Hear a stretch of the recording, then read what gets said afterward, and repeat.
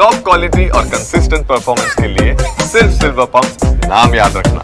ಇನ್ನು ಕೆಲವೇ ಕ್ಷಣಗಳಲ್ಲಿ ಭುಜ್ನ ಏರ್ಬೇಸ್ಗೆ ರಾಜನಾಥ್ ಸಿಂಗ್ ಎಂಟ್ರಿ ಕೊಡ್ತಾ ಇದ್ದಾರೆ. ಗುಜರಾತ್ನಲ್ಲಿರುವಂತಹ ಭುಜ್ ಏರ್ಬೇಸ್ಗೆ ರಕ್ಷಣಾ ಸಚಿವರು ಭೇಟಿ ಕೊಡ್ತಾ ಇದ್ದಾರೆ.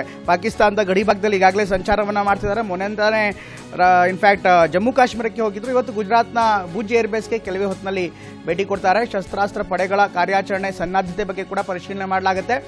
ಕೆಲವೇ ಕ್ಷಣಗಳಲ್ಲಿ ಭುಜ್ ಏರ್ಬೇಸ್ಗೆ ರಾಜನಾಥ್ ಸಿಂಗ್ ಕೊಡ್ತಾರೆ. 4 ದಿನದ ಸೇನಾ ಸಂಘರ್ಷದಲ್ಲಿ ಗುಜರಾತ್ ಕೂಡ ಟಾರ್ಗೆಟ್ ಆಗಿತ್ತು. ಪಾಕ್ನ ಡ್ರೋನ್ಗಳನ್ನು ಬಳಸಿ ಭುಜ್ ಮೇಲೆ ದಾಳಿ ಮಾಡೋದಕ್ಕೆ ಪ್ರಯತ್ನ ಪಡಲಾಗಿತ್ತು. ಭಾರತೀಯ ಸೇನಾ ಪಡೆಗಳು ಸಮರ್ಥ ಪ್ರತ್ಯುತ್ತರವನ್ನು ಕೊಟ್ಟಿದ್ದಾರೆ. ಹೀಗಾಗಿ ಪಾಕ್ ಡ್ರೋನ್ಗಳಿಗೆ ತಕ್ಕ ಪ್ರತ್ಯುತ್ತರ ನೀಡಿದ್ದಂಥ ಸೇನೆ ಅದರ ಸನ್ನದ್ಧತೆ ಯುದ್ಧ ಸನ್ನದ್ಧತೆಯನ್ನು ನೋಡುವಂಥ ನಿಟ್ಟಿನಲ್ಲಿ ಅಲ್ಲೂ ಕೂಡ ಇವತ್ತು ಪ್ರಯಾಣವನ್ನು ಮಾಡ್ತಿದ್ದಾರೆ. ಅಲ್ಲಿನ ಏರ್ಬೇಸ್ಗೆ ಭೇಟಿ ನೀಡಿ ಅಲ್ಲಿರುವಂಥ ಎಲ್ಲ ವ್ಯವಸ್ಥೆಗಳ ಪರಿಶೀಲನೆ ಮಾಡ್ತಾರೆ. ಅದಾದ ಬಳಿಕ ಏನಾದರೂ ಅಗತ್ಯತೆ ಇದ್ದರೆ ಆಗ ಪೂರಕ ಅಂದಾಜುಗಳಲ್ಲಿ ಇದನ್ನು ಕೂಡ ಸೇರಿಸುವಂಥ ಸಾಧ್ಯತೆ ಇದೆ. ಈಗಾಗಲೇ ಸೇನೆಗೆ 50,000 ಕೋಟಿ ರೂಪಾಯಿನ ನೀಡಲಾಗಿದೆ. ಈ 50,000 ಕೋಟಿ ರೂಪಾಯಿ ಭೂಸೇನೆಗ, ವಾಯುಸೇನೆಗ ಅಥವಾ ನೌಕಾಸೇನೆಗ, ನೌಕಾಪಡೆಗೆ ಇದೆಲ್ಲವೂ ಕೂಡ ನೋಡಬೇಕಾಗತ್ತೆ. ಅದರಲ್ಲಿ ಬೇರೆ ಬೇರೆ ಹಂತದಲ್ಲಿ ಬಿಡುಗಡೆ ಮಾಡಲಾಗತ್ತೆ. ಸೊ ಇದೆಲ್ಲವನ್ನು ಕೂಡ ನೋಡ್ತಾ ಇದ್ದರೆ ಈಗಾಗಲೇ ಭಾರತ ಒಂದು ಯುದ್ಧ ಸನ್ನದ್ಧ ಸ್ಥಿತಿಯಲ್ಲಿದೆ. ಇದರ ಜೊತೆಗೆ ಯುದ್ಧ ಮಾಡಿರುವಂಥ ಹಿನ್ನೆಲೆಯಲ್ಲಿ ಶಸ್ತ್ರಾಸ್ತ್ರ ಖರೀದಿ ಕೂಡ ಮಾಡಬೇಕಾಗತ್ತೆ. ಪ್ರಧಾನಿ ಮೋದಿ ಬಳಿಕ ಗುಜರಾತ್ಗೆ ರಾಜನಾಥ್ ಹೋಗ್ತಾ ಇದ್ದಾರೆ. ಆಪರೇಷನ್ ಸಿಂಧೂರ ಯಶಸ್ವಿ ಬಳಿಕ ಮೊದಲ ಬಾರಿಗೆ ಭೇಟಿಯನ್ನು ಕೊಡ್ತಾ ಇದ್ದಾರೆ. ಭುಜ್ ವಾಯುನೆಲೆಯಲ್ಲಿ ಯೋಧರನ್ನ ಭೇಟಿಯಾಗಿ ಚರ್ಚೆ ಮಾಡ್ತಾರೆ, ಸಂವಾದ ಮಾಡ್ತಾರೆ.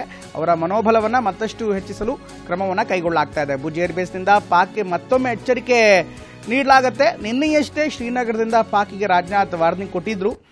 ಮತ್ತೆ ದುಸ್ಸಾಹಸಕ್ಕೆ ಕೈ ಹಾಕಿದ್ರೆ ಸರಿಯಾದಂಥ ಉತ್ತರವನ್ನು ನಾವು ಕೊಡ್ತೀವಿ ಅನ್ನುವಂಥ ಮಾತನ್ನು ಹೇಳಿದರು. ಈಗ ಆಪರೇಷನ್ ಸಿಂಧೂರ್ ಯಶಸ್ವಿ ಆದ ಬಳಿಕ ಮೊದಲ ಬಾರಿಗೆ ಗುಜರಾತ್ನ ಭುಜ್ಗೆ ತೆರಳ್ತಾ ಇದ್ದಾರೆ. ಅಲ್ಲೂ ಕೂಡ ಸೇನಾಪಡೆಗಳ ಮುಖ್ಯಸ್ಥರ ಜೊತೆಗೆ ಹಾಗೆಯೇ ಅಲ್ಲಿನ ಸೈನಿಕರ ಜೊತೆಗೆ ಒಂದು ಸಂವಾದವನ್ನು ಮಾಡ್ತಾರೆ ಅಂತ ಹೇಳಲಾಗ್ತಾ ಇದೆ. ಇನ್ನು ಭುಜ್ ಮೇಲೆ ಕೂಡ ಪಾಕಿಸ್ತಾನ ದಾಳಿ ಮಾಡಿತ್ತು. ಡ್ರೋನ್ ದಾಳಿಗಳನ್ನು ಮಾಡುವಂಥ ಪ್ರಯತ್ನವನ್ನು ಪಟ್ಟಿತ್ತು. ಪಾಕ್ ಡ್ರೋನ್ಗಳನ್ನು ಭಾರತ ಇನ್ಫ್ಯಾಕ್ಟ್ ಗುಜರಾತನ್ನು ಗುರಿಯಾಗಿಸಿ ದಾಳಿ ಮಾಡಿದ್ದು. 4 ದಿನದ ಸೇನಾ ಸಂಘರ್ಷದಲ್ಲಿ ಗುಜರಾತ್ ಕೂಡ ಟಾರ್ಗೆಟ್ ಆಗಿತ್ತು. ಪಾಕ್ ಡ್ರೋನ್ಗಳನ್ನು ಬಳಸಿ ಭುಜ್ ಮೇಲೆ ದಾಳಿ ಮಾಡುವಂಥ ಪ್ರಯತ್ನ ಮಾಡಿತ್ತು.